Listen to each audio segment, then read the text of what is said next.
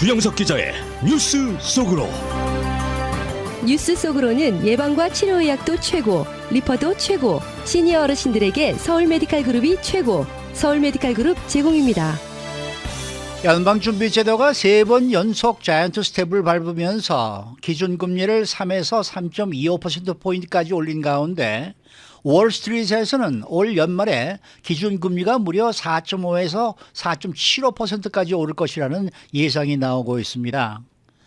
연준이 남은 두 번의 이 FOMC에서 0.75%포인트와 0.5%포인트를 올린다는 의미로 받아들여지고 있는데 강한 금리 인상 기조를 연말까지 계속 이어갈 가능성이 높다라는 예측이 힘을 얻고 있습니다.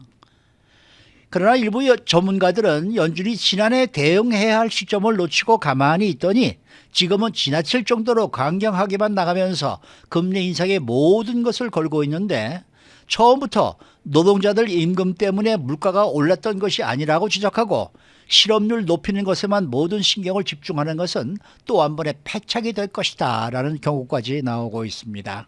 주영석 기자. 안녕하십니까. 지난주 연준이 울트라 스텝을 밟을 수 있다는 일각의 예상 속에서도 이 자이언트 스텝을 밟았다는 것, 이걸 어떻게 받아들여야 할까요? 예, 이건 역시 그 단번에 뭐 크게 아주 크게 올리고 자이언트 스텝도 물론 크게 올리는 거지만 그것보다 훨씬 더 크게 올리고 그 다음에 좀 안정적으로 간다 이게 아니라 계속해서 올린다는 그런 방침을 분명히 한 것으로 보입니다. 그러니까 금리 인상을 아직까지는 계속 이 자이언트 스텝과 비슷한 정도로 밟아 나간다는 그런 의지를 나타낸 것으로 보이고요. 기준금리가 9월 FOMC 전까지 2.25에서 2.5% 사이였는데 울트라 스텝이나 그 이상을 밟았다면 이번 9월 FOMC를 지나면서 거의 4% 기준금리가 4%까지 육박할 수 있었습니다. 또 만약에 이번에 1%포인트를 올렸다면 3.25에서 3.5%, 1.25%포인트를 한꺼번에 인상했다면 3.5에서 3.75%에 달하는 그런 상황이 될 수 있었는데 이번 FOMC에서 자이언트 스텝을 능가하는 그런 대폭 인상을 했다면 11월과 12월에도 그렇게까지 할 수는 없잖아요. 그러면 11월 FOMC와 12월 FOMC는 그것보다는 이제 인상폭이 내려가는 게 거의 확실해지는 그런 상황이었는데 연준 입장에서는 아직까지 그렇게 할 수는 없다. 따라서 이번에 0.75%포인트를 올리고 11월, 12월에도 계속 또 자이언트 스텝을 갈 수 있는 그런 여지를 남겨둔 것으로 이렇게 해석이 됩니다. 따라 그 의미는 이제 인플레이션이 여전히 고공행진 중이고 내려올 기미를 확실히 보이지 않고 있기 때문에 금리 인상폭을 내릴 때가 아니라고 판단한 것으로 보여집니다.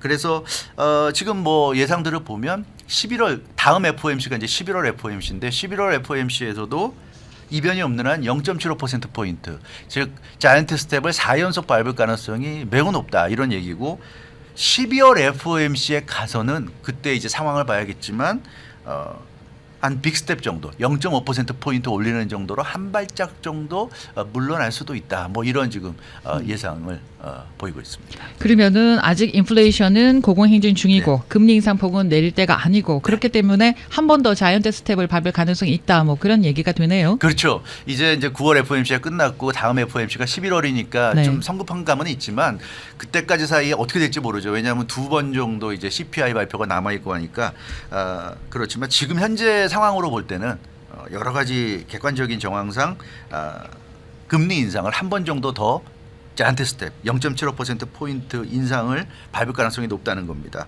왜냐하면 현재 기준금리를 놓고 보면 그렇게 볼 수밖에 없다는 얘기예요. 기준금리가 지금 3%에서 3.25% 사이인데 연방준비제도는 올해가 끝나기 전까지 계속 급격한 금리 인상을 지금 시사하고 있어요. 그 의미가 뭐냐면 기준금리를 올해가 가기 전에 4% 이상 끌어올리겠다는 겁니다. 그걸 분명히 지금 시그널을 보냈어요. 그래서 11월 FOMC에서 금리를 0.75%포인트 인상하면 기준금리가 3.75에서 4%로 4%대에 이제 진입을 하는 겁니다. 그래서 연방준비제도는 기준금리가 4%대에 일단 11월 달에 4%대에 진입하게 해놓고 근데 4%에 진입한다고 해서 끝이 아니거든요.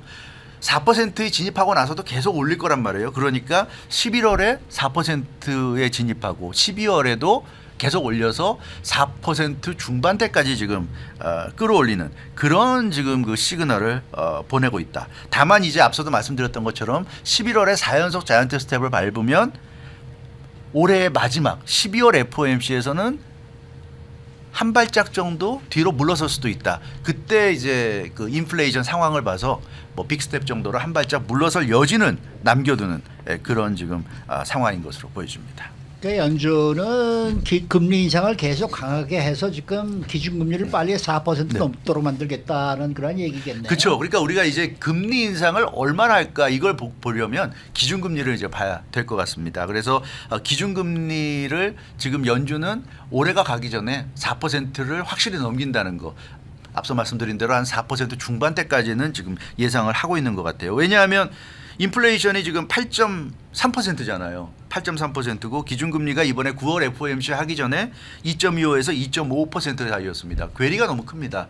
4배에 달하고 있어요. 그래서 연준이 이번에 0.75%포인트 3연속 자이언트 스텝을 밟으면서 3에서 3.25%까지 올렸습니다. 그래도 8.3%와 비교하면 2배가 넘습니다. 굉장한 괴리가 있는 거예요. 그래서 계속 금리를 인상할 수밖에 없다.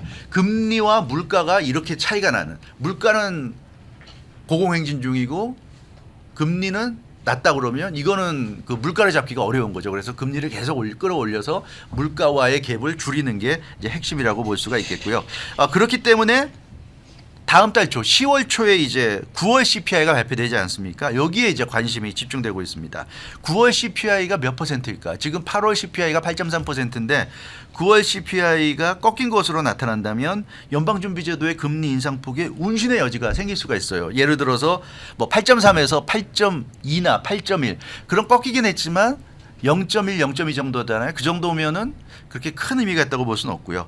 뭐 9월 CPI가 예를 들어서 7.8%, 뭐 7.7% 이 정도로 내려간다면 7%대로 진입하는 거잖아요. 인플레이션이. 이거는 굉장히 큰 의미가 있다.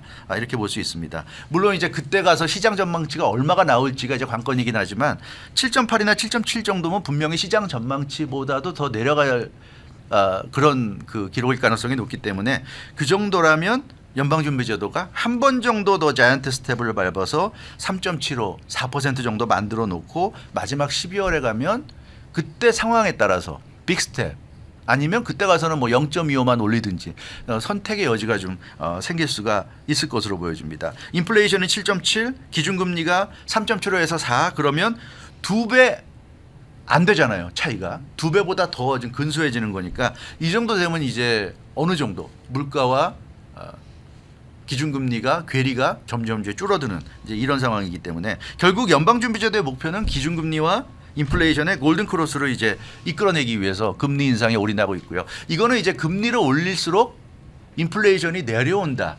이렇게 이제 보고 있는 거죠. 그래서 골든크로스를 이끌어내고 인플레이션이 이제 내려가게 되면 그 다음에 이제 금리도 인플레이션이 확실히 꺾였고 이제는 2%로 이제 접근하고 있다. 이런 이제 판단이 있으면 금리도 이제 내리겠죠. 그래서 그런 어떤 골든 크로스를 노리고 계속 지금 올리고 있다 이렇게 볼 수 있겠습니다. 그런데 이 같은 연준의 움직임에 대해서 또 월스트리트에서는 우려를 많이 하고 있다면서요? 예, 맞습니다. 주요 금융기관의 뭐 이코노미스트들 또 월가의 금융기업들이 경기 침체 가능성 때문에 좀 우려를 나타내고 있어요. 이렇게 연방준비제도가 지금 뭐 3연속 자이언트 스텝, 이제 뭐 4연속 자이언트 스텝 예측까지 나오고 있는데 이렇게 초강경 인플레이션 대응을 몇 달째 계속 하고 있기 때문에 경기 침체 가능성이 높아지고 있다는 경고가 계속 나오고 있습니다. 야네치우스 등 골드만삭스 애널리스트들은 제롬 파월 의장이 완전한 지금 매파로 변신했다 이렇게 규정을 하고 있고요.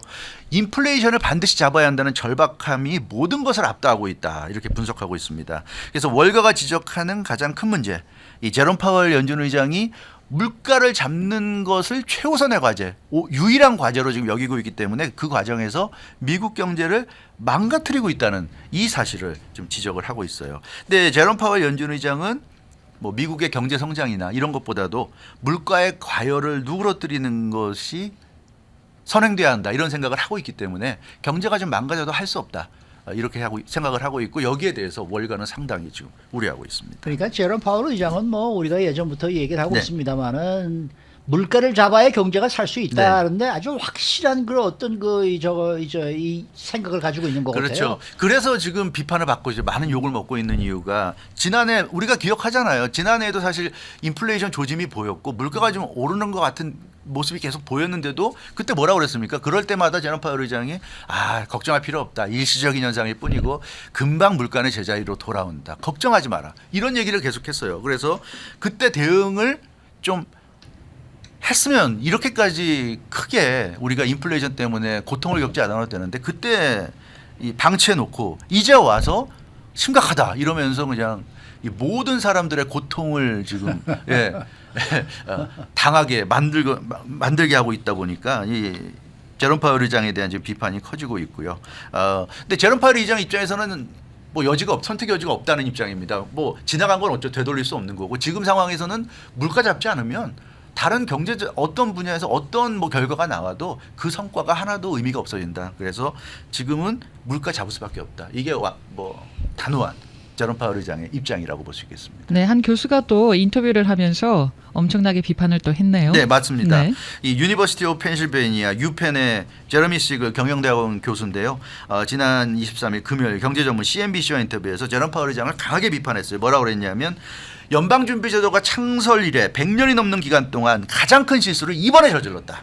이렇게 아주 일갈했습니다. 지난해 여름쯤 통화긴축에 들어갔어야 하는데 2021년 여름쯤부터 사실은 통화긴축에 들어갔어야 되는데 타이밍을 놓쳤다.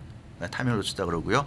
제롬 파웰의 가장 심각한 문제는 제롬 파웰은 그때 심각한 문제가 아니라는 시그널만 계속 보냈고 아무런 대응을 하지 않았다는 거죠. 시그널을 그렇게 보내더라도 약간씩의 대응이라도 했으면 좀 나았을 텐데 아무 행동도 하지 않았다. 그 결과 처참한 실패를 낳았고 지금 심각한 문제로 가고 있다. 그래서 이 제러미 시걸 교수는 현재 인플레이션은 사실상 통제불능 상태다. 왜냐하면 연준이 대응해야 할 시기를 거의 1년 가까이 놓쳤기 때문에 지금은 통제불능이다. 이렇게 좀 규정을 하고 있습니다. 그러니까 연준이 대응 타이밍을 놓친 것이 역대 최악의 실수였다. 이제 이런 거 아닙니까? 맞습니다. 그 연준의 대응에 대해서는 어떻게 생각하고 있는 거예요? 지금도 연준이 대단히 잘못하고 있다고 제러미 시글 교수는 보고 있어요. 제롬 파월 의장이 금리 인상과 통화 긴축을 너무 서두르고 있다. 방향은 맞지만 물가가 너무 높으니까 분명히 긴축으로 가야 되고 금리 인상해야 되지만 너무 서두르고 있다는 거죠. 지금 급격한 이 자이언트 스텝을 3연속으로 밟고 있잖아요. 그래서 연방준비제도가 지난해 했어야 될 일을 못한 그런 어떤 자기들도 잘못했다는 걸 알고 있는 거죠. 알고 있다 보니까 그런 어떤 강박에 지금 휩싸이면서 너무 지금 실수를 연발하고 있다. 너무 좀 심하게 몰아가고 있다. 이렇게 제러미 시글 교수는 보고 있습니다. 그러니까 지금 물가를 잡기 위해서 강하게 금리 인상을 하고 있는 거 그거 굉장히 잘못된 거다. 이 얘기이네요. 예, 그런 얘기죠. 그러니까 예. 연방준비제도가 인플레이션을 잡기 위해서 할 수 있는 것은 소비를 위축시키는 겁니다. 네. 근데 생산 쪽에 공급 쪽에 연방준비제도가 직접적인 영향을 미치기가 어렵잖아요. 그렇죠. 그러니까 소비를 죽이는데 모든 역량을 집중하고 있습니다. 그러니까 강하고 급격한 금리 인상을 통해서 유동성을 줄이고 소비를 떨어뜨리기 위해서 총력전을 펴고 있는데 제러미 시글 유펜 교수가 하는 얘기는 인플레이션이 지난해 여름부터 본격화됐는데 그때 원자재 가격이 오르고 공급망이 붕괴되면서 인플레이션이 고공행진하기 시작했다. 그러니까 애당초 공급 문제 때문에 일어난 인플레이션인데 연방준비제도는 소비를 망가뜨리는 데 지금 집중을 하고 있다는 얘기예요. 그러니까 인플레이션과 관계도 없는 중산층과 중산층 이하 서민들이 이 정책 때문에 좀 다치고 있다. 이렇게 강하게 좀 비판하고 있습니다. 네. 아니 그럼 연준이 적극적으로 대응을 하고 있지만 문제 핵심을 건드리지 못하고 있다는 그런 얘기인가요? 그렇죠. 한국식으로 얘기하면 한마디로 얘기하면 번지수를 잘못 짚었다. 이렇게 좀 말할 수 있는데요. 급격한 금리 인상으로 일시적인 이제 침체를 유발해서 소비를 위축시켜서 물가를 끌어내린다는 계산입니다. 그러니까 아무도 물건을 사지 않으면 그러면 당연히 물건 가격이 수요가 없으니까 공급 차원에서 물건 가격이 내려갈 수밖에 없다. 이제 그걸 노리고 있는 건데 이제 제레미 시글 교수는 원자재 가격 상승은 공급망 이제 문제 때문이었는데 지금 연준은 소비를 죽이는 데만 올인하고 있다 이렇게 개탄하고 있습니다. 그러니까 애당초 노동자들이 소비를 많이 해서 일반 시민들이 소비를 많이 해서 이런 그 물가 급등 현상이 나타난 게 아니라는 얘기예요. 그게 아닌데 지금 소비를 죽이기 위해서 이렇게 난리를 치고 있다 보니까 경제가 잘 돌아가던 상황이 오히려 좀 엉망으로 꼬이고 있다. 이렇게 지금 교수는 보고 있는 거고요.